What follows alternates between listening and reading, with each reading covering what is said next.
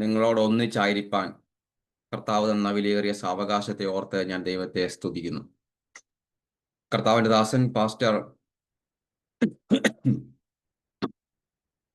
Roy baby pastor നേതൃത്വം കൊടുക്കുന്ന ഈ മീറ്റിങ്ങിൽ ഇതിനു മുൻപും ഞാൻ പല പ്രാവശ്യം പ്രസംഗിച്ചിട്ടുണ്ട്. അതുകൊണ്ട് ഞാനൊരു പുതിയ ആളല്ല. ഇതിനകത്ത് എൻ്റെ ഒരു കുടുംബത്തിനകത്ത് ജോയിൻ ചെയ്ത പ്രതീതിയാണ് എനിക്കുള്ളത്. കടന്നു വന്ന എല്ലാ പ്രിയപ്പെട്ടവർക്കും ക്രിസ്തയേശുവിന്റെ നാമത്തിലുള്ള എൻ്റെ സ്നേഹവന്ദനത്തെ ഞാൻ ചങ്കിൽ പങ്കുവെക്കുകയാണ്. കർത്താവിൽ പ്രസിദ്ധനായ പ്രിൻസ് ദോഹ ഇതിനകത്ത് വന്നിട്ടുണ്ട്. അതുപോലെ ഗ്രേസി ആൻഡി കർമ്മേൽ മിനിസ്ട്രിക്ക് നേതൃത്വം കൊടുക്കുന്ന കർത്താവിന്റെ ദാസി ഇതിനകത്ത് കടന്നു വന്നിട്ടുണ്ട്. അതുപോലെ നീലഗിരിയിൽ കർത്താവിന്റെ വേല ചെയ്യുന്ന പോൾ പാസ്റ്റർ ഇതിനകത്ത് വന്നിട്ടുണ്ട്. അങ്ങനെ എല്ലാ പ്രിയപ്പെട്ടവർക്കും, പിന്നെ ആരൊക്കെയാണ് ഉള്ളതെന്ന് ഒറ്റ നോട്ടത്തിൽ ഞാൻ കണ്ടില്ല, എനിക്കറിയാവുന്നവർ ഇത്ര പേരൊക്കെയാണ്. എല്ലാവർക്കും ക്രിസ്തയേശുവിന്റെ നാമത്തിലുള്ള എൻ്റെ സ്നേഹത്തെ പങ്കുവെച്ചുകൊണ്ട് ഞാൻ ദൈവവചനത്തിലേക്ക് കയറുവാൻ ദൈവകൃപയിലേക്ക് ശരണപ്പെടുകയാണ്. എന്നെ ഗ്രേസി ആൻറ്റി പലപ്പോഴും സഹായിക്കും. ഗ്രേസി ആൻറ്റി എടുക്കാൻ പറ്റാതിരിക്കുന്ന സമയത്തിൽ മറ്റുള്ള ആളുകൾക്കും എന്നെ സഹായിക്കാം ദൈവവചനവുമായി ബന്ധപ്പെട്ട്. നമുക്ക് ഒരു വാക്യം ഒന്ന് വായിച്ച് മുന്നോട്ട് പോകാൻ ദൈവകൃപയിലേക്ക് ശരണപ്പെടുകയാണ്. ഞാൻ ഇത് കുറിവാക്യമായിട്ട് എടുക്കുകയല്ല. ഞാൻ ഒന്ന് രണ്ട് കാര്യങ്ങളെ പറഞ്ഞിട്ട് ഇരിപ്പാൻ ദൈവകൃപയിലേക്ക് മുന്നോട്ട് പോകാൻ ദൈവകൃപയിലേക്ക് ശരണപ്പെടുകയാണ്. നിങ്ങൾ 146 സങ്കീർത്തനം അതിൻ്റെ 1-ാമത്തെ വാക്യത്തിന്റെ, എനിക്ക് 1-ാമത്തെ വാക്യം മുഴുവനും വേണ്ട, അതിൻ്റെ ആദ്യത്തെ വരി ഞാൻ ഒന്നും കൂടെ പറയുന്നു. ആദ്യത്തെ വരി മാത്രം ഒന്ന് ഗ്രേസി ആൻറ്റി വായിക്കാമോ? 146 സങ്കീർത്തനം അതിന്റെ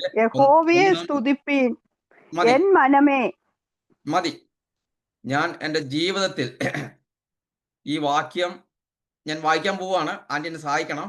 ഈ വാക്യം ഞാൻ കൃത്യമായിട്ട് വായിച്ച ഇതുവരെയും ഒരാൾ പോലും ഇല്ല എന്നുള്ളതാണ്. ഒരു പ്രാവശ്യം ഞാൻ UK മീറ്റിംഗിൽ പ്രസംഗിച്ചപ്പോൾ അവരത് കൃത്യമായിട്ട് വായിച്ചായിരുന്നു ഇന്ന് വരെ. അതുകൊണ്ട് ആൻറ്റി ഒരു വിഷമം വേണ്ട, നമുക്ക് ആ വാക്യം ഒന്നും കൂടെ വായിക്കാം. അതിന്റെ ആദ്യത്തെ വരി മാത്രം മതി. ആ വാക്യത്തിന്റെ അവസാനത്തെ വരി, അതായത് ആ അധ്യായത്തിന്റെ അവസാനത്തെ വാക്യത്തിന്റെ അവസാനത്തെ വരി, 146ന്റെ അവസാനത്തെ വരി ഒന്ന് വായിക്കാം. ഇനി അപ്പോൾ നമുക്ക് അതൊന്നും കൂടെ ഒന്ന് വായിക്കാം. മതി. 146ന്റെ 1. ഇപ്പൊ നിങ്ങൾക്ക് ഐഡിയ കിട്ടിയെന്ന് വിചാരിക്കുന്നു. അതിന്റെ 1-ാമത്തെ വാക്യത്തിന്റെ ആദ്യത്തെ വരി ഒന്ന് വായിക്കുക. നമുക്ക് അവസാനത്തെ വരിയും വായിക്കാം.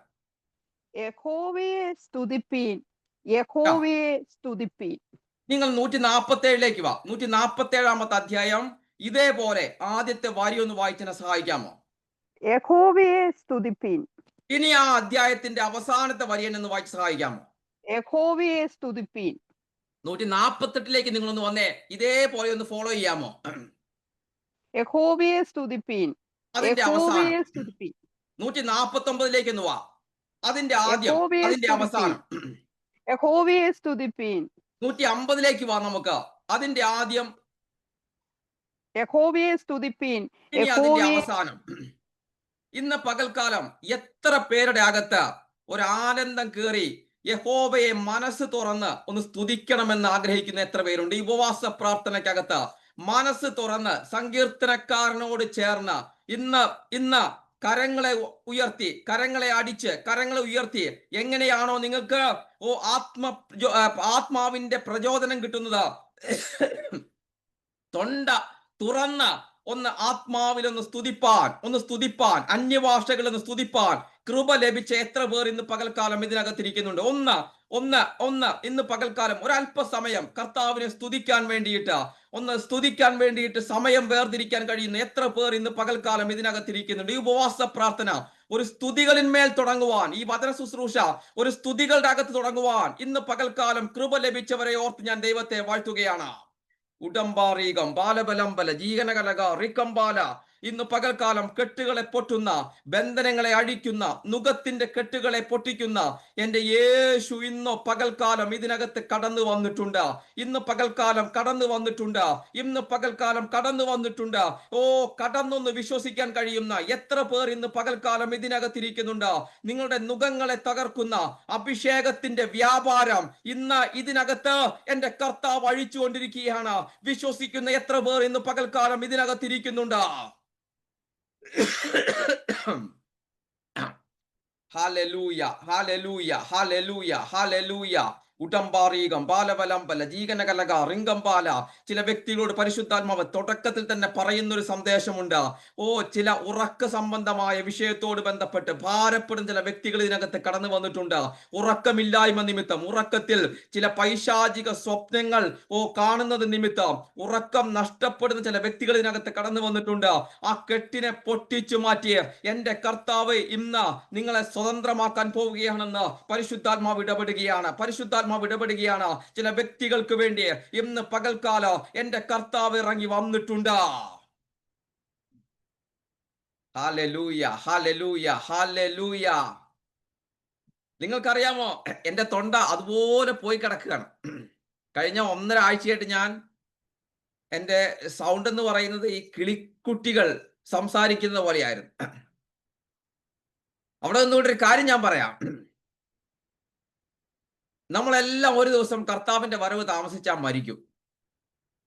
100% നിങ്ങളും ഞാനും കർത്താവിന്റെ വരവ് താമസിച്ചാൽ മരിക്കും. ഈ മരിച്ചു കഴിഞ്ഞിട്ട് ഈ തൊണ്ട പുഴുവിന് തിന്നാനുള്ളതാണ്.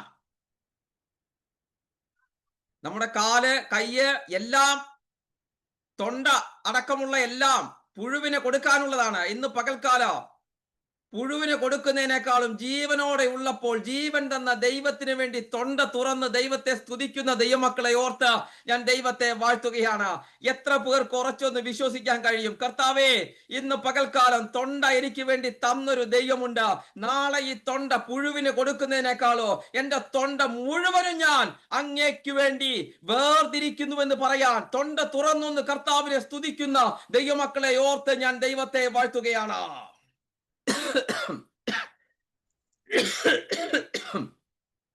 എത്ര പേർക്ക് ഇന്ന് പകൽക്കാലം ഒരു സന്തോഷം വരുന്നുണ്ട്? ഹല്ലേലൂയ, ഹല്ലേലൂയ, ഹല്ലേലൂയ, ഹല്ലേലൂയ. കഴിഞ്ഞ ദിവസം ഒരു കർത്താവിന്റെ ദാസൻ എന്നെ യാദൃശ്ചിക വിളിക്കുകയാണ്. ഞാൻ അങ്ങോട്ട് വിളിക്കുകയാണ്. ആ ദേവദാസൻ വളരെ സാമ്പത്തിക ശേഷി ഉണ്ടായിരുന്ന ഒരു കുടുംബ പശ്ചാത്തലത്തിൽ വന്ന ആളാ. പക്ഷെ ഒറ്റയ്ക്ക് വിശ്വാസത്തിൽ വന്നു. തനിക്ക് പലതും നഷ്ടപ്പെടുത്തേണ്ടി വന്നു.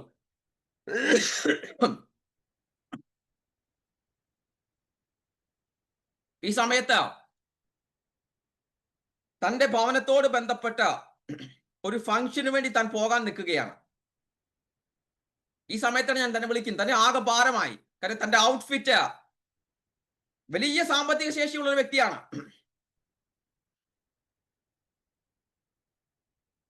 തന്റെ സാമ്പത്തിക ആ വലിയ ശേഷിയുള്ള കുടുംബത്തിൽ നടക്കുന്ന ഒരു ഫംഗ്ഷന് കടന്നു പോകാൻ തനിക്ക് നല്ലൊരു ഔട്ട്ഫിറ്റ് ഉണ്ടായിരുന്നില്ല. തനിക്ക് നല്ലൊരു വസ്ത്രം ഉടുക്കാൻ ഉണ്ടായിരുന്നില്ല. നല്ലൊരു പാൻസ് ഉണ്ടായിരുന്നില്ല. ഈ സമയത്ത് ഞാൻ യാദൃശ്ചിക വിളിക്കുന്ന സമയത്ത് അദ്ദേഹത്തിന് ആകെ ഭാരമാകെ ഇരിക്കുകയാണ്. എങ്ങനെയാണ് ദേവദാസ ആ ഫംഗ്ഷന് ഞാൻ പോകുക? എന്റെ ഔട്ട്ഫിറ്റിന്റെ വില ഇത്രയാണ്. ഞാൻ എന്നിലേക്ക് നോക്കിയപ്പോൾ എന്റെ ഔട്ട്ഫിറ്റ് അന്ന് ആകെ 5000 രൂപയ്ക്ക് ഉള്ള അത്രേ വസ്ത്രമേ ഞാൻ ഇട്ടിട്ടുണ്ടായിരുന്നുള്ളൂ. എനിക്കിത് എങ്ങനെയാണ് പറഞ്ഞു കൊടുക്കേണ്ടത്? കർത്താവിന്റെ ദാസന് എങ്ങനെയാണ്? അവിടെ വലിയൊരു ഫംഗ്ഷൻ ആണത്. വലിയ വലിയ വലിയ പണച്ചാക്കുകൾ വരുന്ന ഒരു ഫംഗ്ഷനാണ്. അദ്ദേഹം വലിയൊരു കുടുംബത്തിലെ അംഗമായിരുന്നു. പരിശുദ്ധാത്മാവ് പെട്ടെന്ന് പറയാൻ പറഞ്ഞൊരു കാര്യമുണ്ട് എൻ്റെ അടുത്ത്. ലോകം നോക്കുമ്പോൾ നിങ്ങളുടെ ഔട്ട്ഫിറ്റ് അതിന്റെ വില എന്ന് പറയുന്നത് ഒരു പക്ഷേ 4000-ഓ 5000-ഓ 1000 രൂപയുള്ള വിലയൊക്കെയുള്ള വസ്ത്രമായിരിക്കാം നീ ഇടാൻ നിനക്കുള്ളതാ. എന്നാൽ കർത്താവിന്റെ കണ്ണിലൂടെ നോക്കുമ്പോൾ നിന്റെ ഔട്ട്ഫിറ്റ് എത്രയാണെന്നറിയാമോ നിനക്ക്? നമുക്ക് അതേക്ക് പോകാൻ പോകാം. അന്ന് പരിശുദ്ധാത്മാവ് എന്നെ ദൈവത്തിന്റെ ദാസനോട് പറയാൻ പറഞ്ഞൊരു സന്ദേശം ഒരു വാക്കിലെന്ന് പറഞ്ഞ് ഞാൻ ദൂതിലേക്ക് കയറുകയാണ്. നമുക്ക് ദൈവം തന്ന ഔട്ട്ഫിറ്റിന്റെ വില എത്രയാന്ന് നമുക്ക് നോക്കാം. നിങ്ങൾ ലേവ്യ പുസ്തകം 21-ാമത്തെ അധ്യായം അതിന്റെ 12-ാമത്തെ വാക്യം ഒന്ന് വായിച്ചേ.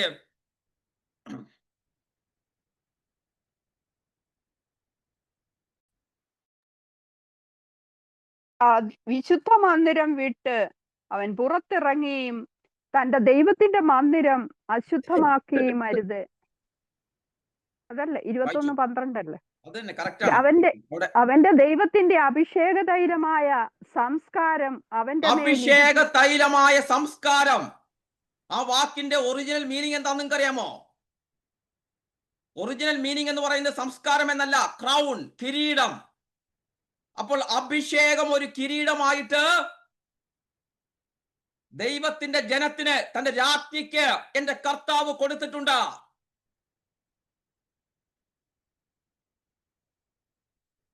നമ്മുടെ ഔട്ട്ഫിറ്റ് നമ്മൾ നോക്കാൻ പോവുകയാണ് കേട്ടോ. അതിന്റെ വില നിങ്ങൾക്കറിയാമോ? സ്റ്റേറ്റ് ഇമ്പീരിയൽ ക്രൗൺ എന്ന് പറയുന്ന ഒരു ക്രൗൺ ഉണ്ട്. നമുക്ക് ഗൂഗിളിൽ സെർച്ച് ചെയ്ത് കഴിഞ്ഞാൽ യൂറോപ്പിലെ ഏറ്റവും പ്രധാനപ്പെട്ട വിലയുള്ള ക്രൗണുകളുണ്ട്, കിരീടങ്ങളുണ്ട്. അമേരിക്കൻ കിരീടങ്ങൾ നമുക്ക് കാണാൻ കഴിയും, ഓസ്ട്രേലിയ കിരീടങ്ങൾ നമുക്ക് കാണാൻ കഴിയും, ഇന്ത്യൻ കിരീടങ്ങൾ നമുക്ക് കാണാൻ കഴിയും. അതിനകത്ത് ഒരു കിരീടമാണ് സ്റ്റേറ്റ് ഇമ്പീരിയൽ ക്രൗൺ. 1937 ജോർജ് ആറാമിന് വേണ്ടി സ്റ്റേറ്റ് നിർമ്മിച്ചു കൊടുത്ത, സ്റ്റേറ്റിന്റെ പണം വെച്ച് നിർമ്മിച്ച, ആ രാജാവ് നിർമ്മിച്ച ഒരു കിരീടമാണ് സ്റ്റേറ്റ് ഇമ്പീരിയൽ ക്രൗൺ. വിക്ടോറിയ രാജ്ഞിയടക്കം, എലിസബത്ത് രാജ്ഞിയടക്കം ഈ കിരീടമാണ് ധരിച്ചിരുന്നത്. പല കിരീടങ്ങളുണ്ട്, അതിനകത്ത് ഒരു കിരീടം. എലിസബത്ത് രാജ്ഞി മരിച്ചപ്പോൾ നമ്മുടെ മനോരമയടക്കമുള്ള, നമ്മുടെ ഇന്ത്യൻ എക്സ്പ്രസ് അടക്കമുള്ള പല പത്രങ്ങളിലും ഈ സ്റ്റേറ്റ് ഇമ്പീരിയൽ ക്രൗണിനെ കുറിച്ചുള്ള ഫീച്ചർ വന്നിട്ടുണ്ട്.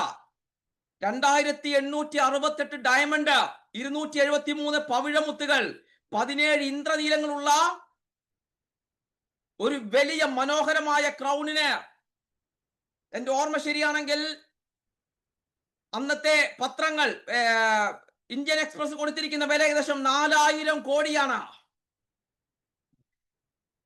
ഒരു സ്റ്റേറ്റ്, ഒരു രാജാവിന്റെ തലയിൽ ചൂടാൻ ഉണ്ടാക്കിയ കിരീടത്തിന് ഏകദേശം 4000 കോടിയാണെങ്കിൽ ധൈര്യമായിട്ട് പറ, ലോകത്തിലെ ഒന്നിനും വിലമതിക്കാൻ കഴിയാത്ത യേശുവിന്റെ രക്തത്താൽ വിലയ്ക്ക് വാങ്ങിയ അവന്റെ രാജ്ഞിയുടെ തലയിൽ അഭിഷേകം എന്ന കിരീടം ഇതിലും വലിയ വിലയുള്ളതാണെന്ന്, ഇതിലും വലിയ വിലയാണ് എന്റെ ഔട്ട്ഫിറ്റ് എന്ന് ഇന്ന് പകൽക്കാലം തിരിച്ചറിഞ്ഞ ദൈവമക്കളെ ഓർത്ത് ഞാൻ ദൈവത്തെ വാഴ്ത്തുകയാണ്.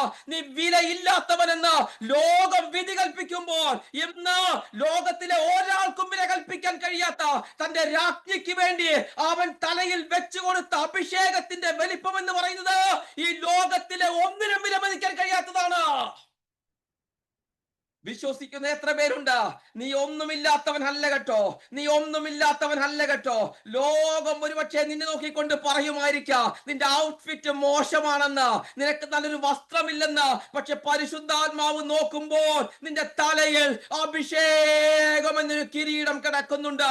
അതിന്റെ വില ലോകത്തിന് തിരിച്ചറിയാൻ കഴിയുന്നതിലും അപ്പുറമാണെന്ന് പരിശുദ്ധാത്മാവ് ഇടപെടുകയാണ്. തീർന്നോ നിന്റെ ഔട്ട്ഫിറ്റ്? ഇത്രയേ ഉള്ളൂ. ലൂക്കോസ് 24:49 വരുമ്പോൾ യേശു പറയുന്നുണ്ട്, പരിശുദ്ധാത്മാവിന്റെ ശക്തിയെ കുറിച്ച് പറയുമ്പോൾ, ഉയരത്തിൽ നിന്ന് ശക്തി ധരിക്കുവോളം. അപ്പൊ ശക്തി ഒരു ഉടുപ്പായിട്ട്, കിരീടമായിട്ട് എന്റെ പരിശുദ്ധാത്മാവിന്റെ തലയിലുള്ളപ്പോൾ തന്നെ ഉടുപ്പായിട്ട് എന്റെ ശരീരത്തിലും കിടക്കുകയാണ്.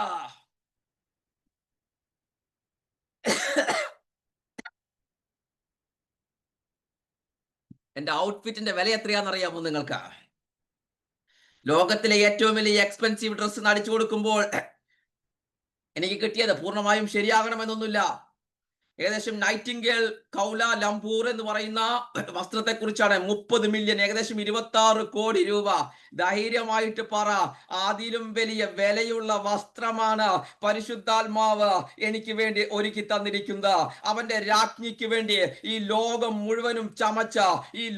മുഴുവനും ചമച്ച അതിന്റെ ഉടമസ്ഥൻ നേരിട്ടൊരു വസ്ത്രം, ആ ഉടമസ്ഥൻ തന്നെ വസ്ത്രമായിട്ട്, പരിശുദ്ധാത്മാവാകുന്ന യഹോവ നേരിട്ട് വസ്ത്രമായിട്ട് എന്റെ മേൽ കടന്നു വന്നിരിക്കുകയാണ്. അതിനെ വിലമതിക്കുവാൻ ലോകത്തിന് കഴിയുകയില്ല. ഒരു വസ്ത്രം മാത്രമല്ല കേട്ടോ ദൈവം തന്നത്, പല വസ്ത്രങ്ങളെ തന്നിട്ടുണ്ട്. തൽക്കാലം ഒന്ന് കയ്യിലിരിക്കട്ടെ, പിന്നീട് നിങ്ങൾ ബാക്കി നോക്കിയാൽ മതി. കിരീടം തന്നിട്ടുണ്ട്, വിലമതിക്കാൻ കഴിയാത്ത ഈ ലോകത്തെ മുഴുവനും ചമച്ച പരിശുദ്ധാത്മാവ് ഒരു വസ്ത്രമായി എന്റെ ശരീരത്തിൽ കിടക്കുന്നുണ്ട്. തീർന്നോ? നിങ്ങൾ 2 കൊരിന്ത്യർ ലേഖനം 2-ാമത്തെ അധ്യായം 14-ാമത്തെ വാക്യം ഒന്ന് വായിച്ച് നമ്മുടെ ഔട്ട്ഫിറ്റിന്റെ വിലയൊന്ന് കണക്കാക്കാൻ പോകെ നമ്മൾ. ക്രിസ്തു ഞങ്ങളെ എപ്പോഴും ജയോത്സവമായി നടത്തുകയും എല്ലായിടത്തും ഞങ്ങളെ കൊണ്ട് തന്റെ പരിജ്ഞാനത്തിന്റെ വാസന വെളിപ്പെടുത്തുകയും പെർഫ്യൂമും തന്നിട്ടുണ്ടോ എന്റെ കർത്താവ്?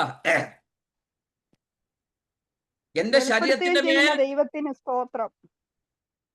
പെർഫ്യൂം ഇട്ട് തന്നിട്ടുണ്ടെന്നാ. ലോകത്തിലെ ഏറ്റവും വലിയ പെർഫ്യൂം എന്ന് ഞാൻ വെറുതെ ഗൂഗിൾ ചെയ്തപ്പോൾ കിട്ടിയത് പൂർണ്ണമായും ശരിയാകണമെന്നൊന്നുമില്ല. ലീ മോണ്ടെ സർ മെഷർ എന്ന് പറയുന്ന ഒരു പെർഫ്യൂമാണ്. ഏകദേശം $1.5 മില്യൺ ആണ് അതിന്റെ വില. ഇന്ന് പകൽക്കാലം അതിനെ എല്ലാം വെല്ലുന്നൊരു പെർഫ്യൂം എന്റെ കർത്താവ് എന്റെ ശരീരത്തിൽ തന്നിട്ടുണ്ട്. ഇന്ന് പകൽക്കാലം ഞാൻ ദൈവത്തിന്റെ ദാസനോട് ഞാൻ അന്ന് പറഞ്ഞത് കാര്യമാണ്. ദൈവത്തിന്റെ ദാസ, നിങ്ങൾ വിലയില്ലാത്തവനല്ല കേട്ടോ. നിങ്ങളുടെ ലോകം നോക്കുന്ന സമയത്ത് നിങ്ങളുടെ ഔട്ട്ഫിറ്റ് ഒരുപക്ഷെ 5000-ഓ 4000-മേ ഉണ്ടാകുമേ ഉള്ളൂ. എന്നാൽ സ്വർഗം നോക്കുമ്പോൾ, ദൂതന്മാർ നോക്കുമ്പോൾ, ആത്മമണ്ഡലം നോക്കുമ്പോൾ ലോകത്തിലെ ഒരാൾക്കും വിലമതിക്കാൻ കഴിയാത്ത വലിയ ഔട്ട്ഫിറ്റ് നിങ്ങളുടെ ശരീരത്തിൽ ഇട്ടു തന്ന, വലിയ പെർഫ്യൂം നിങ്ങളുടെ ശരീരത്തിൽ ഇട്ടു തന്ന, വലിയ കിരീടം നിങ്ങളുടെ തലയിൽ ചൂടിപ്പിച്ചു തന്ന, വലിയ ദൈവം തന്നെ നേരിട്ട് ഉടുപ്പായി കടന്നു വന്നിരിക്കുന്ന എന്റെ അഭിഷിക്തനാണ് നിങ്ങളെന്ന് ഇന്ന് പകൽക്കാലം തിരിച്ചറിഞ്ഞ ദൈവമക്കളെ ഓർത്ത് ഞാൻ ദൈവത്തെ വാഴ്ത്തുകയാണ്.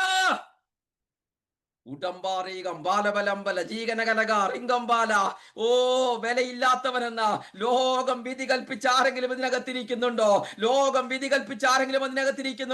നിങ്ങൾ നിങ്ങളെ തന്നെ നോക്കുമ്പോൾ ഒട്ടും വിലയില്ല എന്ന് നിങ്ങൾക്ക് തോന്നുന്നുണ്ടോ? ഇന്ന് പകൽക്കാലം എന്റെ ദൈവം പറയുന്നു, വ്യക്തമായ രീതിയിൽ പറയുന്നു, ചെറിയ വ്യക്തിയല്ല നിങ്ങളെന്ന്. വലിയ ഔട്ട്ഫിറ്റിന്, വലിയ കിരീടം തലയിലുള്ള, വലിയ പരിശുദ്ധാത്മാവാവുന്ന ഉടുപ്പിനെ ധരിപ്പിച്ച, വലിയ പെർഫ്യൂം കയ്യിൽ തന്നിരിക്കുന്ന വലിയ ഒരു വ്യക്തിയാണ് നിങ്ങളെന്ന് പരിശുദ്ധാത്മാവ് ഇടപെടുകയാണ്. ഹല്ലേലൂയ, ഹല്ലേലൂയ, ഹല്ലേലൂയ. ഇത്രയും ധനം കണ്ടിട്ടാണ് പൗലോസ് എഫേസ്യർക്ക് ലേഖനം എഴുതുമ്പോൾ പറയുന്നുണ്ട്, കൃപയുടെ അത്യന്ത ധനത്തെ വരുംകാലങ്ങളിൽ കാണിക്കാൻ പോവുകയാണെന്ന്. ഇന്ന് ലോകം നോക്കുമ്പോൾ ധനമില്ലാത്ത, ലോകം നോക്കുമ്പോൾ ഒന്നിനും കൊള്ളാത്ത വ്യക്തിയാണ് നിങ്ങളെന്ന് ഒരുപക്ഷെ ലോകം വിധി പറയുന്നെങ്കിൽ വരും കാലങ്ങളിൽ, വരുന്ന യുഗങ്ങളിൽ എന്റെ ദൈവം കാണിക്കാൻ പോകുകയാണ്. ഇത്രയും വലിയ വിലയുള്ള ധനികനായിരുന്നു നീയെന്ന് എന്റെ ദൈവം ലോകത്തിന്റെ മുൻപിൽ, നിന്നെ തള്ളിക്കളഞ്ഞവരുടെ മുൻപിൽ, നിന്നെ നിന്ദിച്ചവരുടെ മുൻപിൽ അവൻ തെളിയിക്കാൻ പോകുകയാണ്. ഹല്ലേലൂയ, ഹല്ലേലൂയ, ഹല്ലേലൂയ, ഹല്ലേലൂയ. കടന്നൊന്ന് വിശ്വസിക്കാൻ കഴിയുന്ന എത്ര പേർ ഇന്ന് പകൽക്കാലം ഇതിനകത്തിരിക്കുന്നുണ്ട്?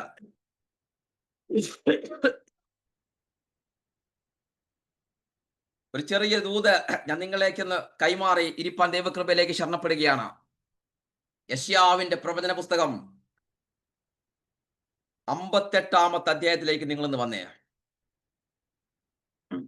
58-ാമത്തെ അധ്യായം അതിന്റെ 6-ാമത്തെ വാക്യം ഒന്ന് വായിച്ച് നമുക്ക് മുന്നോട്ട് പോകാം. ഇവിടെ ബന്ധനങ്ങളെ അഴിക്കുക, നുകത്തിന്റെ അമിക്കയറുകളെ അഴിക്കുക, പീഡിതരെ സ്വതന്ത്രരായി വിട്ടയക്കുക, എല്ലാ നുകത്തെയും തകർക്കുക. ഇതല്ലയോ എനിക്കിഷ്ടമുള്ള ഉപവാസം. യെശയ്യാവ് ഉപവാസ പ്രാർത്ഥനയെ കുറിച്ച് പറയുകയാണ്. നല്ല യെശയ്യാവിന് ഇഷ്ടമുള്ള ഉപവാസം ഏതാണെന്ന് യെശയ്യാവ് പറയുകയാണ്. അന്യായ ബന്ധനങ്ങളെ അഴിക്കുക. പലപ്പോഴും ദൈവത്തിന്റെ ഇഷ്ടമുള്ള ഉപവാസമായിട്ടാണ് നമ്മൾ പറയാറുള്ളത്. കോണ്ടെക്സ്റ്റ് അങ്ങനെയല്ല. അന്യായ ബന്ധനങ്ങളെ അഴിക്കുക, നുകത്തിന്റെ അമിക്കയറുകളെ അഴിക്കുക, പീഡിതരെ സ്വതന്ത്രരായി വിട്ടേക്കുക, എല്ലാ നുകത്തെയും തകർക്കുക. ഇതല്ലയോ എനിക്ക് ഇഷ്ടമുള്ള ഉപവാസം. ഏത് കോണ്ടെക്സ്റ്റിലാണ് ഈ വാക്യം കിടക്കുന്നത്? പറഞ്ഞിരിക്കുന്നത് യെശയ്യാവിന്റെ ഇഷ്ടമുള്ള ഉപവാസമാണെങ്കിലും പരിശുദ്ധാത്മാവിൽ നിന്നുകൊണ്ടാണ് ആ വ്യക്തി അത് പറഞ്ഞിരിക്കുന്നത് കേട്ടോ. ദൈവത്തിന്റെ ഇഷ്ടമുള്ള ഉപവാസമാണത്.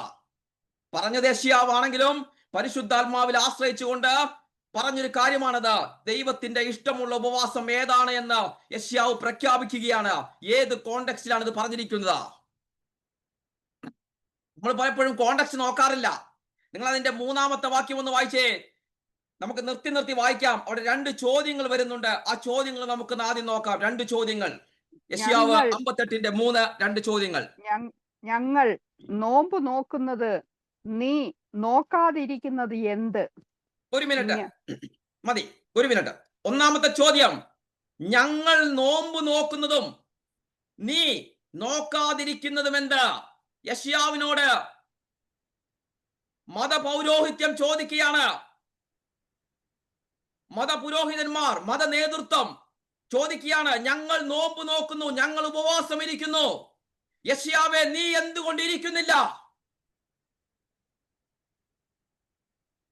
അടുത്ത വാക്യം, അടുത്ത ചോദ്യം, ഞങ്ങൾ ആത്മതപനം ചെയ്യുന്നത് നീ അറിയാതെ ഇരിക്കുന്നത് എന്ത്?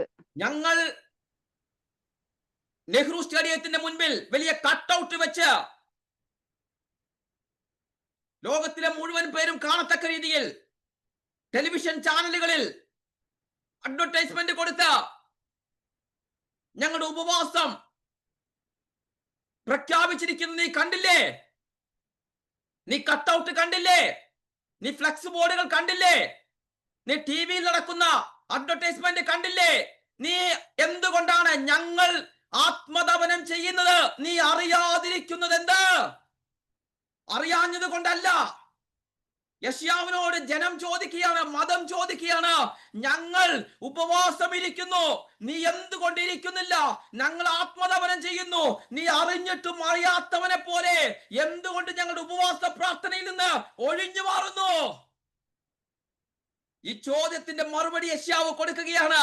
ഹേ മതമേ, നിങ്ങൾ ചെയ്യുന്നതല്ല ദൈവത്തിന്റെ ഇഷ്ടമുള്ള ഉപവാസം. നിങ്ങൾ ചെയ്യുന്നതല്ല ദൈവത്തിന്റെ ഇഷ്ടമുള്ള ഉപവാസം. ദൈവത്തിന്റെ ഇഷ്ടമുള്ള ഉപവാസം എന്ന് പറയുന്നത് നുകങ്ങളെ തകർത്തുകൊണ്ട് അന്യായ ബന്ധനങ്ങളെ അഴിച്ചു മാറ്റി ജനത്തെ പുറത്തേക്ക് ഇറക്കുന്നതാണ്. നിങ്ങളുടെ ഉപവാസ പ്രാർത്ഥനയിൽ അത് നടക്കുന്നില്ല. ആ വാക്യം ഒന്ന് മുഴുമിച്ചേനെ. ഇതാ നിങ്ങൾ നോമ്പ് നോക്കുന്ന ദിവസത്തിൽ തന്നെ, നിങ്ങൾ നോമ്പ് നോക്കുന്ന ദിവസത്തിൽ തന്നെ നിങ്ങളുടെ കാര്യാദികളെ നോക്കുകയും നിങ്ങളുടെ എല്ലാ വേലക്കാരെയും കൊണ്ട് അധ്വാനിപ്പിക്കുകയും ചെയ്യുന്നു. നിങ്ങൾ ബന്ധനം അഴിക്കുകയല്ല, മറിച്ച് നിങ്ങൾ നുകത്തിന്റെ ആഴം കൂട്ടി ജനത്തെ പീഡിപ്പിക്കുകയാണ്. നിങ്ങൾ ഉപവാസം ഇരിക്കുന്നു എന്ന് പറയുകയും ജനത്തിന്റെ കെട്ടിനെ പൊട്ടിക്കാതെ ആ കെട്ടിനെ മുറുക്കുകയാണ് ചെയ്യുന്നത്. ഇത് ദൈവത്തിന്റെ ഇഷ്ടമുള്ള ഉപവാസമല്ല. ദൈവത്തിന്റെ ഇഷ്ടമുള്ള ഉപവാസമോ എന്താണ്? അന്യായ ബന്ധനങ്ങളെ അഴിക്കുക, നുകത്തിന്റെ കെട്ടുകളെ പൊട്ടിക്കുക, ജനത്തെ സ്വതന്ത്രമായി വിട്ടയക്കുക. ഇന്ന് പകൽക്കാല പരിശുദ്ധാത്മാവ് എന്നോട് പറയുന്നൊരു കാര്യമുണ്ട്. ഈ ഉപവാസ പ്രാർത്ഥനയ്ക്കകത്ത് എന്റെ ദൈവത്തിന്റെ പ്രസാദം വർഷിക്കാൻ പോകുകയാണ്. നുകത്തിന്റെ കെട്ടുകളെ പൊട്ടിച്ച് അന്യായ ബന്ധനങ്ങളെ അഴിച്ച് ജനത്തെ പുറത്തിറക്കിക്കൊണ്ട് പരിശുദ്ധാത്മാവിന് ഇഷ്ടമുള്ള, പിതാവിന് ഇഷ്ടമുള്ള, യേശുവിന് ഇഷ്ടമുള്ള ഒരു ഉപവാസമാക്കി എന്റെ കർത്താവ് മാറ്റാൻ പോവുകയാണെന്ന് പരിശുദ്ധാത്മാവ് ഇടപെടുകയാണ്.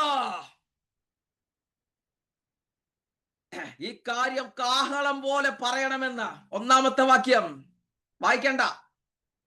ഈ കാര്യം കാഹളം ശബ്ദം ഉയർത്തുന്നത് പോലെ പറയണമെന്ന് പരിശുദ്ധാത്മാവ് ഇടപെടുകയാണ്.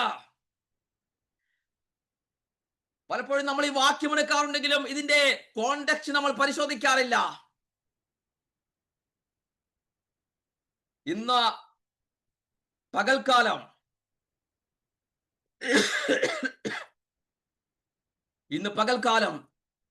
പരിശുദ്ധാത്മാവ് ഇടപെടുകയാണ്. ദൈവത്തിന്റെ ഇഷ്ടമുള്ള ഒരു ഉപവാസമാക്കി ഈ ഉപവാസത്തെ എന്റെ ദൈവം മാറ്റുകയാണ്. എന്താണ് മതത്തിന്റെ ഉപവാസത്തിന്റെ പ്രത്യേകത? നിങ്ങൾ അതിന്റെ 4-ാമത്തെ വാക്യം ഒന്ന് വായിച്ചേ. നിങ്ങൾ വിവാദത്തിനും കലഹത്തിനും ക്രൂര മുഷ്ടി കൊണ്ട് അടിക്കേണ്ടതിനും നോമ്പ് നോക്കുന്നു. നിങ്ങളുടെ പ്രാർത്ഥന. അവിടെ നടക്കുന്ന ഉപവാസത്തിന്റെ പ്രത്യേകത എന്താണ്? ആ മതത്തിന്റെ അകത്ത് നടക്കുന്ന ഉപവാസം, അവിടെ വലിയ ഡിബേറ്റുകൾ നടക്കുകയാണ്, വിവാദങ്ങൾ നടക്കുകയാണ്, കലഹങ്ങൾ നടക്കുകയാണ്. അവിടെ ക്രൂരമുഷ്ടി കൊണ്ട് ജനത്തെ അടിക്കുന്നു. ബന്ധനം അഴിയുകയല്ല, മറിച്ച് മതം ജനത്തിന് ബന്ധനം കൂട്ടിക്കൊണ്ടുവരികയാണ്. അവിടെയാണ് യെശയ്യാവ് പറയുന്നത്, നിങ്ങൾ ഒന്നിച്ച് നിൽക്കേണ്ട സഭ, ഒന്നിച്ച് നിൽക്കേണ്ട ജനം ഒന്നിച്ച് നിൽക്കാതെ കലഹവും വിവാദവും ഉണ്ടാക്കുകയല്ലാതെ ദൈവത്തിന്റെ ഇഷ്ടമുള്ള ഉപവാസം അവിടെ നടക്കുന്നില്ല. ഇന്ന് ദൈവത്തിന്റെ ഇഷ്ടമുള്ള ഉപവാസമാക്കി എന്റെ കർത്താവ് ഈ മീറ്റിങ്ങിനെ മാറ്റാൻ പോവുകയാണെന്ന് പരിശുദ്ധാത്മാവ് ഇടപെടുകയാണ്.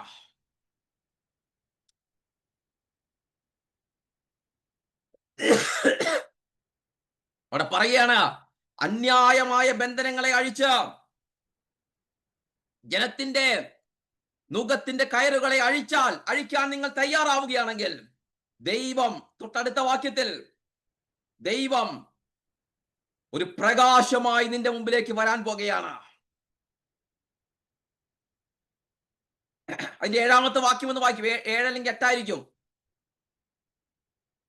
അപ്പോൾ നിന്റെ വെളിച്ചം ഉഷസ് പോലെ പ്രകാശിക്കും, നിന്റെ മുറിവുകൾക്ക് വേഗത്തിൽ പൊറുതി വരും, നിന്റെ നീതി നിനക്ക് മുൻപായി നടക്കും, യഹോവയുടെ മഹത്വം നിന്റെ പിൻപടയായിരിക്കും. അപ്പോൾ നീ വിളിക്കും. മതി. അപ്പോൾ ദൈവത്തിന്റെ ഇഷ്ടമുള്ള ഉപവാസം എന്ന് പറയുന്നത് നുകത്തിന്റെ കയറുകളെ അഴിച്ച് ജനത്തെ സ്വതന്ത്രരായി വിട്ടയക്കുക എന്നുള്ളതാണ്.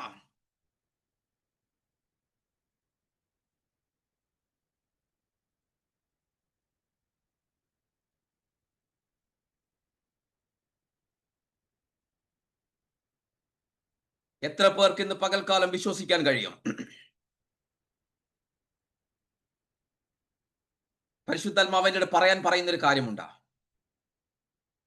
ഇന്ന് പകൽക്കാലം ഈ ഉപവാസ പ്രാർത്ഥനയെ കെട്ടിനെ പൊട്ടിച്ച ജനം വിടുതൽ കിട്ടുന്ന ഉപവാസമാക്കി എന്റെ കർത്താവ് മാറ്റാൻ പോവുകയാണ്.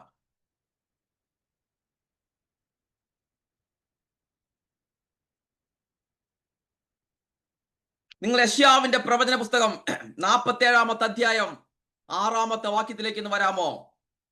നുകങ്ങളെ എങ്ങനെയാണ് കർത്താവ് പൊട്ടിച്ചതെന്ന്. എന്റെ മുമ്പിൽ 15 മിനിറ്റും കൂടി സമയമുള്ളൂ. ആ സമയത്തിനകത്ത് ഞാൻ എന്റെ ജനത്തോട് ക്രൂദ്ധിച്ചു, എന്റെ അവകാശത്തെ അശുദ്ധമാക്കി അവരെ നിന്റെ കയ്യിൽ ഏൽപ്പിച്ചു തന്നു. നീ അവരോട് കനിവ് കാണിക്കാതെ വൃദ്ധന്മാരുടെ മേൽ പോലും നിന്റെ ഭാരമുള്ള നുകം വെച്ചിരിക്കുന്നു. മതി.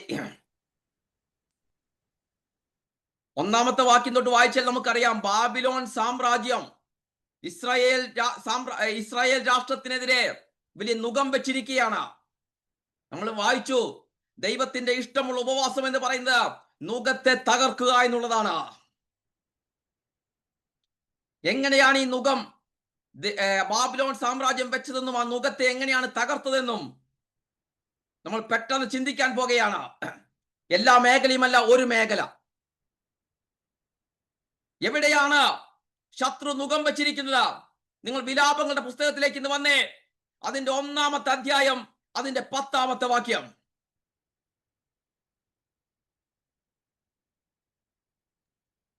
ഒന്നിന്റെ 10 അവളുടെ സകല മനോഹര വസ്തുക്കളിന്മേലും വൈരി കൈവച്ചിരിക്കുന്നു. നിന്റെ സഭയിൽ സകല മനോഹര വസ്തുക്കളുടെ മേലും വൈരി കരം വച്ചിരിക്കുന്നു.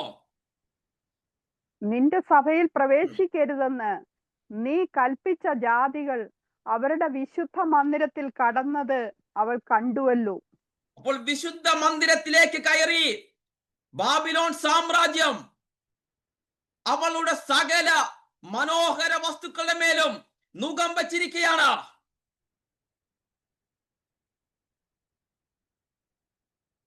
അതിന്റെ നടുവിൽ സൈന്യങ്ങളുടെ യഹോവയ്ക്ക് പറയുവാനൊരു സന്ദേശമുണ്ട്. നിന്റെ കയ്യിലിരിക്കേണ്ട മനോഹര വസ്തുക്കളുടെ മേൽ ശത്രു കരം നീട്ടി നുകം വെക്കുമ്പോൾ പരിശുദ്ധാത്മാവ് പറയുന്നു, എന്റെ കരം അതിന്റെ മേൽ ഇറങ്ങാൻ പോകുകയാണ്. പുതിയ നിയമത്തിലെ ആലയം എന്ന് പറയുന്നത് നീയും ഞാനും തന്നെയാണ്. എന്റെയും നിന്റെയും കയ്യിലിരിക്കേണ്ട ആലയത്തിനകത്തിരിക്കേണ്ട മനോഹര വസ്തുക്കളുടെ മേൽ ശത്രുവിന്റെ കരം വന്നിട്ടുണ്ടെങ്കിൽ ദൈവത്തിന്റെ ആത്മാവിന് പകൽക്കാലം പരിശുദ്ധാത്മാവിന് പറയുവാനൊരു സന്ദേശമുണ്ട്. നിങ്ങളുടെ കയ്യിലിരിക്കേണ്ട മനോഹര വസ്തുക്കളുടെ മേൽ ശത്രു നുകം വെക്കുമ്പോൾ അതിന്റെ മേൽ ഇറങ്ങി വന്ന് ആ നുകത്തെ പൊട്ടിച്ചു മാറ്റി നിന്റെ മനോഹര വസ്തുവിനെ നിന്റെ കയ്യിൽ തരുന്നൊരു ദൈവം ജീവിക്കുന്നുണ്ടെന്ന് എന്റെ ദൈവം തെളിയിക്കുന്ന പകൽക്കാലമാക്കി മാറ്റാൻ പോവുകയാണ്. കടന്നൊന്ന് വിശ്വസിക്കുന്ന എത്ര പേർ ഇന്ന് പകൽക്കാലം ഇതിനകത്തിരിക്കുന്നുണ്ട്? നിന്റെ ജോലി, നിന്റെ ആരോഗ്യം, നിന്റെ മിനിസ്ട്രി, തലമുറകളുടെ വിവാഹം, നിന്റെ കയ്യിലിരിക്കേണ്ടുന്ന നീയാകുന്ന ആലയത്തിലിരിക്കേണ്ടുന്ന നന്മയാണെങ്കിൽ ആ മനോഹര വസ്തുക്കളുടെ മേൽ ശത്രുവിനെ കരം വെക്കുവാൻ അവകാശമില്ല. ഇന്ന് പകൽക്കാലം നുകം വെച്ചിട്ടുണ്ടെങ്കിൽ, ശത്രു അതിന്റെ മേൽ നുകം വെച്ചിട്ടുണ്ടെങ്കിൽ ആ നുകത്തെ പൊട്ടിച്ചു മാറ്റി എന്റെ ദൈവം പറയുന്നു, ഞാൻ നിന്നെ പുറത്തിറക്കാൻ പോകുകയാണ്, ഞാൻ നിന്നെ പുറത്തിറക്കാൻ പോകുകയാണ്, ഞാൻ നിന്നെ പുറത്തിറക്കാൻ പോകുകയാണ്. ഉടമ്പാറീകം ബാലബലംബല ജീകന കലക റിക്കംബാല ഉടകല പക്കല ജീകന കലകാറീക. ഇന്ന് പകൽക്കാലം മനോഹര വസ്തുക്കളുടെ മേൽ ആലയത്തിനകത്തിരിക്കേണ്ടുന്ന മനോഹര വസ്തുക്കളുടെ മേൽ പിശാച് കരം നീട്ടിയിട്ടുണ്ടെങ്കിൽ, ശത്രു കരം നീട്ടിയിട്ടുണ്ടെങ്കിൽ, ഇന്ന് ആ മേഖലയ്ക്കകത്ത് ആ നുകത്തെ പൊട്ടിച്ചു മാറ്റി എന്റെ ദൈവം പറയുന്നു, നിന്റെ മനോഹര വസ്തുവിനെ നിന്റെ കയ്യിലേക്ക് എന്റെ ദൈവം മടക്കി വരുത്താൻ പോകുകയാണ്. ഉടമ്പല പക്കല ജീകന കലക റീകംബാല. ഇന്ന് പകൽക്കാലം കാഹളം പോലെ ശബ്ദമുയർത്തി പറയാൻ പരിശുദ്ധാത്മാവ് പറയുകയാണ്. കാഹളം പോലെ ശബ്ദമുയർത്തി പറയാൻ പരിശുദ്ധാത്മാവ് പറയുകയാണ്. എന്താണെന്നറിയാമോ? നിന്റെ മനോഹര വസ്തുക്കളുടെ മേൽ ശത്രു കരം നീട്ടിയിട്ടുണ്ടെങ്കിൽ എന്റെ കരം അതിന്റെ മേൽ വരാൻ പോകുകയാണ്.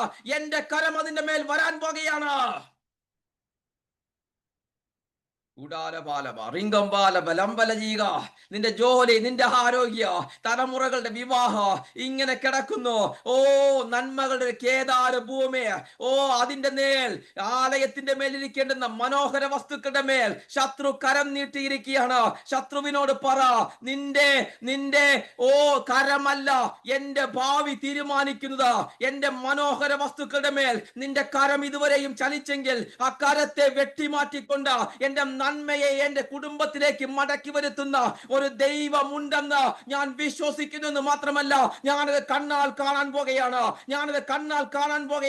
എന്റെ തലമുറ എന്റെ കയ്യിലേക്ക് മടങ്ങി വരാൻ പോകുകയാണ്. എന്റെ നഷ്ടപ്പെട്ട തലമുറ, എന്റെ നഷ്ടപ്പെട്ട പണം, എന്റെ നഷ്ടപ്പെട്ട എല്ലാ പദവികളോ എന്റെ കയ്യിലേക്ക് മടക്കി തരുന്ന ഒരു ദൈവം ജീവിക്കുന്നുണ്ടെന്ന് ഈ ഉപവാസ പ്രാർത്ഥനയ്ക്കകത്ത് എന്റെ ദൈവം തെളിയിക്കുന്ന പകൽക്കാലമാക്കി മാറ്റുമെന്ന് കടന്നൊന്ന് വിശ്വസിക്കുന്നവരെ ഓർത്ത് ഞാൻ ദൈവത്തെ വാഴ്ത്തുകയാണ്. ഉടമ്പല പക്കല ജീകന കലക റിങ്കംബാല ഉടബല പക്ക റീകംബാല. കടന്നൊന്ന് വിശ്വസിക്കാൻ തയ്യാറാണോ? നുകത്തെ പൊട്ടിച്ചു മാറ്റിക്കൊണ്ട് എന്റെ ദൈവം ഇന്ന് ഇടപെടാൻ പോകുകയാണ്. ശത്രുവിന്റെ കരം എവിടെയാണോ ശത്രുവിന്റെ കരം വന്നിരിക്കുന്നത് അതിന്റെ മേൽ എന്റെ ദൈവത്തിന്റെ കരം നീട്ടാൻ പോകുകയാണ്.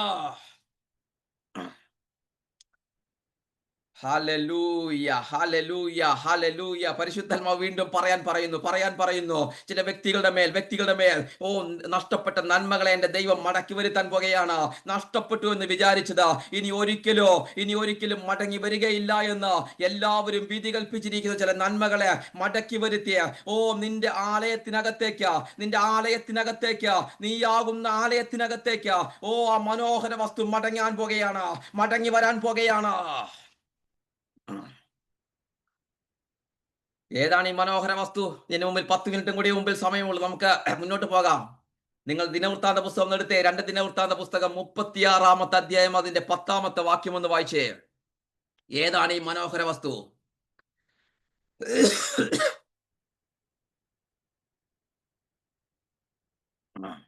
2 ദിനവൃത്താന്തം 36-ാമത്തെ അധ്യായം 10-ാമത്തെ വാക്യം. എന്നാൽ പിറ്റേ ആണ്ടിൽ നെബൂഖദ്നേസർ രാജാവ് അയച്ച് അവരെയും യഹോവയുടെ ആലയത്തിലെ മനോഹരമായ ഉപകരണങ്ങളെയും ബാബേലിലേക്ക് കൃത്യമായിട്ട് പരിശുദ്ധാത്മാവ് എഴുതി വെച്ചിരിക്കുകയാണ്. പിറ്റേ ആണ്ടിൽ നെബൂഖദ്നേസർ രാജാവ് കടന്നു വന്ന് യഹോവയുടെ ആലയത്തിലെ മനോഹരമായ ഉപകരണങ്ങളെ ബാബയിലേക്ക് വരുത്തിയ വാക്യം ഒന്നുകൂടെ ഒന്ന് വായിക്കാമോ? എനിക്ക് എല്ലാം വേണമെന്നില്ല, ആ ഒരു ഭാഗം മാത്രം എനിക്ക് വായിച്ച് സഹായിക്കാമോ? എന്നാൽ പിറ്റേ ആണ്ടിൽ നെബൂഖദ്നേസർ രാജാവ് ആളയച്ച് അവനെയും അവയുടെ യഹോവയുടെ ആലയത്തിലെ മനോഹരമായ ഉപകരണങ്ങളെയും ബാബേലിലേക്ക് വരുത്തി. ഞാൻ എന്റെ 19ാമത്തെ വാക്യം ഒന്ന് വായിക്കാമോ? അവർ ദൈവാലയം ചുട്ടു, യെരൂശലേമിന്റെ മതിലിടിച്ചു, അതിലെ അരമനകളെല്ലാം തീക്കിരയാക്കി, അതിലെ മനോഹര സാധനങ്ങളൊക്കെയും നശിപ്പിച്ചു കളഞ്ഞു. എത്ര ഭംഗിയായിട്ടാണ് പരിശുദ്ധാത്മാവ് എഴുതി വെച്ചിരിക്കുന്നത്. അതിലെ മനോഹര സാധനങ്ങളെയൊക്കെയും, ആലയത്തിനകത്തിരിക്കേണ്ടുന്ന മനോഹരമായ ഉപകരണങ്ങളെയാണ് വിലാപങ്ങളുടെ പുസ്തകത്തിൽ കൃത്യമായി എഴുതി വെച്ചിരിക്കുന്നത്. മനോഹര വസ്തുക്കൾ. ജാതീയ രാജാവായ നെബൂഖദ്നേസർ രാജാവ് കടന്നു വന്ന് യഹോവയുടെ ആലയത്തിൽ ഇരിക്കേണ്ടുന്ന മനോഹര വസ്തുക്കളുടെ മേൽ കരം നീട്ടിയിരിക്കുകയാണ്. ദൈവം പറയുകയാണ്, ദൈവത്തിന് അന്നും ഇന്നും പറയുവാനുള്ളത് ഒറ്റ കാര്യമേ ഉള്ളൂ കേട്ടോ. ശത്രുവിന്റെ കരം മനോഹര വസ്തുക്കളുടെ മേൽ നീട്ടിയിട്ടുണ്ടെങ്കിൽ എന്റെ കരം അതിന്റെ മേൽ ചലിക്കാൻ പോകുകയാണ്. ഇന്ന് പകൽക്കാലം പരിശുദ്ധാത്മാവ് ഇടപെടുകയാണ്. നീയാകുന്ന ആലയത്തിൽ ഇരിക്കേണ്ടുന്ന മനോഹര വസ്തുക്കൾ അവന്റെ ശത്രു നെബൂഖദ്നേസർ രാജാവിന്റെ കൊട്ടാരത്തിനകത്തല്ല ഇരിക്കേണ്ടത്, അവന്റെ ആലയത്തിനകത്തല്ല ഇരിക്കേണ്ടത്, അവന്റെ ക്ഷേത്രത്തിനകത്തല്ല വെക്കേണ്ടത്, അത് അവന്റെ കയ്യിലിരിക്കേണ്ടുന്നതല്ല, അത് ദൈവത്തിന്റെ ആലയത്തിന്റെ വകയാണ്. ഇന്ന് പകൽക്കാലം അത് മടക്കിത്തരാൻ കരം നീട്ടുന്ന ഒരു ദൈവം ജീവിക്കുന്നുണ്ടെന്ന് എന്റെ ദൈവം ഇടപെടുകയാണ്. നുകങ്ങളെ പൊട്ടിച്ചു മാറ്റുന്ന, നുകങ്ങളെ തകർത്തുകൊണ്ട് ഇന്ന് പകൽക്കാലം നിങ്ങളുടെ നന്മയെ മടക്കിത്തരുന്ന ഒരു ദൈവം ജീവിക്കുന്നുണ്ടെന്ന് എന്റെ ദൈവം തെളിയിക്കുന്ന പകൽക്കാലമാക്കി മാറ്റുമെന്ന് കടന്നൊന്ന് വിശ്വസിക്കുന്ന എത്ര പേർ ഇതിനകത്തിരിക്കുന്നുണ്ട്?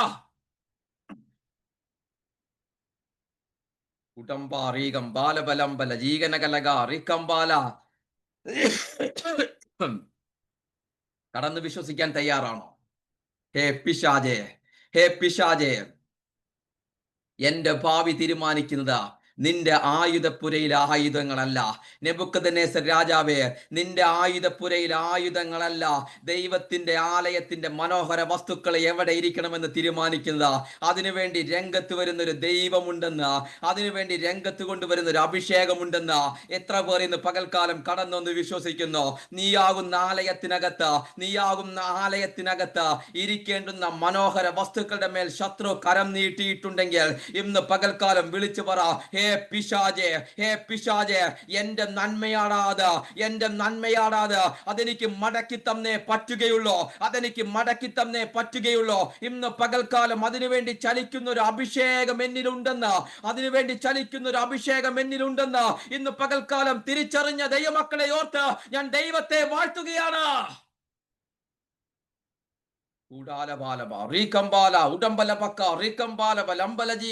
ഇന്ന് പകൽക്കാലം അഭിഷേകം ചലിക്കുകയാണ്.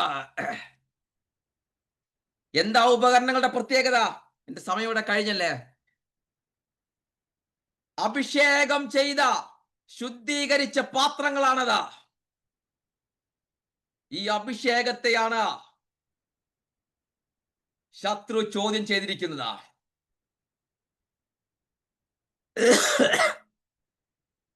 ഈ അഭിഷേകത്തെയാണ് ശത്രു ചോദ്യം ചെയ്തിരിക്കുന്നത്. ദൈവത്തിന്റെ കരം ഇതിനു വേണ്ടി നീട്ടിയോ ദൈവം? ഒറ്റ വാക്കിൽ ഞാൻ പറയട്ടെ, ആലയത്തിലിരിക്കേണ്ടുന്ന മനോഹര വസ്തുക്കളുടെ മേൽ ശത്രു കരം നീട്ടിയപ്പോൾ, ഒരു സാമ്രാജ്യം കരം നീട്ടിയപ്പോൾ ദൈവത്തിന്റെ കരം അതിനുവേണ്ടി വന്നോ? നിങ്ങൾ ദാനിയേൽ പ്രവചനം 5-ാമത്തെ അധ്യായത്തിലേക്ക് ഒന്ന് വന്നേ. ദൈവത്തിന്റെ കരം അതിനുവേണ്ടി നീട്ടിയോ ദൈവം? അതിന്റെ 1-ാമത്തെ വാക്യം. എന്റെ മുമ്പിൽ സമയമില്ല, നമുക്ക് 1-ാമത്തെ വാക്യം ഒന്ന് വായിക്കേ. ബേൽശസ്സർ രാജാവ് തന്റെ മഹത്തുക്കളിൽ 1000 പേർക്കൊരു വലിയ വിരുന്നൊരുക്കി അവർ കാൺകെ വീഞ്ഞു കുടിച്ചു. അവന്റെ കൊച്ചുമകൻ നെബൂഖദ്നേസർ രാജാവിന്റെ കൊച്ചുമകനായ നെബൂഖദ്നേസർ ബെൽഷസ്സർ രാജ നെബൂഖദ്നേസർ രാജാവിന്റെ കൊച്ചുമകനായ ബെൽഷസ്സർ രാജാവ് തന്റെ മഹത്തുക്കളിൽ 1000 പേർക്ക് ഒരു വിരുന്നൊരുക്കിയപ്പോൾ എന്താ സംഭവിച്ചതിന്റെ 3-ാമത്തെ വാക്യം. അങ്ങനെ അവർ യെരൂശലേമിലെ ദൈവാലയത്തിന്റെ മന്ദിരത്തിൽ നിന്ന് കൊണ്ടുവന്നിരുന്ന പൊൻപാത്രങ്ങളെ കൊണ്ടുവന്ന് രാജാവും മഹത്തുക്കളും അവരുടെ ഈ ഭാര്യമാരും മനോഹരമായ പാത്രങ്ങളെ അവർ കുടിച്ചു. പുറത്തിറക്കി അവനും അവന്റെ ഭാര്യമാരും പോരാഞ്ഞിട്ട് വെപ്പാട്ടികളും ഈ മനോഹര വസ്തുക്കളുടെ മേൽ കരം നീട്ടിയിരിക്കുകയാണ്. എന്താ ഈ പാത്രത്തിന്റെ പ്രത്യേകത? ഞാൻ പറഞ്ഞു, അഭിഷേകം ചെയ്ത് ശുദ്ധീകരിച്ച പാത്രമാണ്. ദൈവത്തിന്റെ അഭിഷേകത്തെയാണ് ചോദ്യം ചെയ്തിരിക്കുന്നത്. ദൈവത്തിന്റെ അഭിഷേകത്തെ ചോദ്യം ചെയ്തിരിക്കുകയാണ്. എന്താ സംഭവിച്ചെന്നറിയാമോ? നിങ്ങൾ അതിന്റെ 5-ാമത്തെ വാക്യം ഒന്ന് വായിച്ചേ. തൽക്ഷണം ഒരു മനുഷ്യന്റെ കൈവിരലുകൾ പുറപ്പെട്ട് രാജധാനിയുടെ ചുവരിന്റെ വെള്ളമേൽ എഴുതി, ഇന്ന് പകൽക്കാലം ഓ ബെൽഷസ്സർ രാജാവേ, നിന്റെ കരം എന്റെ അഭിഷേകത്തിന് നേരെ നീട്ടിയിട്ടുണ്ട്, എന്റെ മനോഹര വസ്തുവിന്റെ മേൽ നീട്ടിയിട്ടുണ്ടെങ്കിൽ എന്റെ കരം ലോകത്തിന്റെ കരമല്ല, എന്റെ കരം അവിടെ ചലിക്കാൻ പോകുകയാണ്, മനുഷ്യന്റെ രൂപത്തിൽ ഇറങ്ങാൻ പോകുകയാണ്. ഇന്ന് പകൽക്കാലം ധൈര്യമായിട്ട് പറയാൻ കഴിയുമോ? ധൈര്യമായിട്ട് പറയാൻ കഴിയുന്ന എത്ര പേരുണ്ട്? എന്റെ മനോഹര വസ്തുക്കളുടെ മേൽ, ഞാനാകുന്ന ആലയത്തിനകത്തിരിക്കേണ്ടുന്ന മനോഹര വസ്തുക്കളുടെ മേൽ ശത്രുവേ നിന്റെ കരം നീട്ടിയിട്ടുണ്ടെങ്കിൽ അതിനുവേണ്ടി എന്റെ ദൈവം കരമിറക്കി അതിനെ മടക്കി തരുന്ന ഒരു ദൈവമാണെന്ന് കടന്നൊന്ന് വിശ്വസിക്കുന്ന എത്ര പേരുണ്ട്?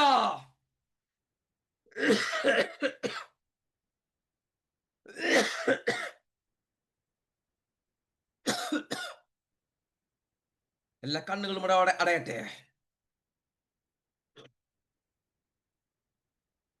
ഇന്ന് പകൽക്കാലം ധൈര്യമായിട്ട് പറയാൻ കഴിയുന്ന എത്ര പേരിനകത്തിരിക്കുന്നുണ്ട്? മനോഹര വസ്തുക്കളുടെ മേൽ ശത്രുവിന്റെ കരം നീട്ടിയിട്ടുണ്ടെങ്കിൽ, നുകം വെച്ചിട്ടുണ്ടെങ്കിൽ, ആ നുകത്തെ പൊട്ടിക്കുവാൻ ദൈവത്തിന്റെ കരം ഇന്ന് പകൽക്കാലം ഇറങ്ങിയിട്ടുണ്ട്.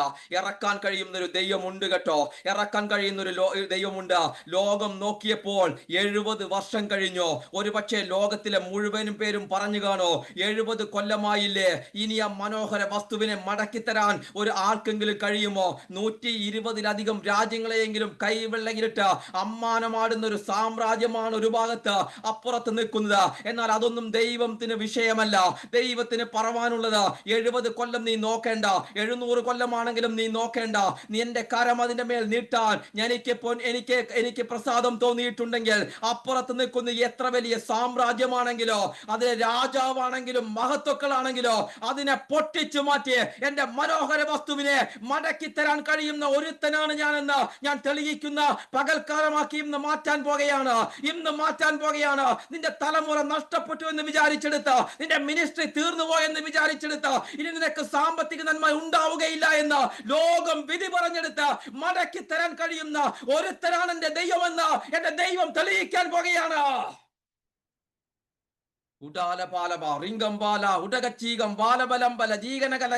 വിശ്വസിക്കുന്നവരെ ഓർത്ത് ഞാൻ ദൈവത്തെ വാഴ്ത്തുകയാണ്. ഇന്ന് പകൽക്കാലം എല്ലാ കണ്ണുകളും ഒരു നിമിഷം അടയട്ടെ. എന്റെ ദൈവത്തിന് ഇന്ന് പകൽക്കാലം ചില വൻ കാര്യങ്ങൾ ഇതിനകത്ത് ചെയ്യാനുണ്ട്. ഒരു വാക്ക് പ്രിൻസ് ദോഹ ഒരു വാക്കൊന്ന് പ്രാർത്ഥിക്കാമോ? അത് കഴിഞ്ഞ മൈക്ക് ഹാൻഡ് ഓവർ കൊടുക്കുന്നതായിരിക്കും. കർത്താവ് എല്ലാവരെയും അനുഗ്രഹിക്കട്ടെ. ഇന്ന് പകൽക്കാലം വൻ കാര്യങ്ങൾ നമുക്ക് പ്രതീക്ഷിക്കാൻ അവസരം തന്ന പ്രിയപ്പെട്ടവരോട് നന്ദി അറിയിക്കുന്നു. വാക്യം വായിച്ച കർത്താവിന്റെ ദാസിയോട് നന്ദി അറിയിക്കുന്നു. നിങ്ങൾ എന്നെ ഓർത്തും പ്രാർത്ഥിക്കണം. എനിക്കും ശാരീരിക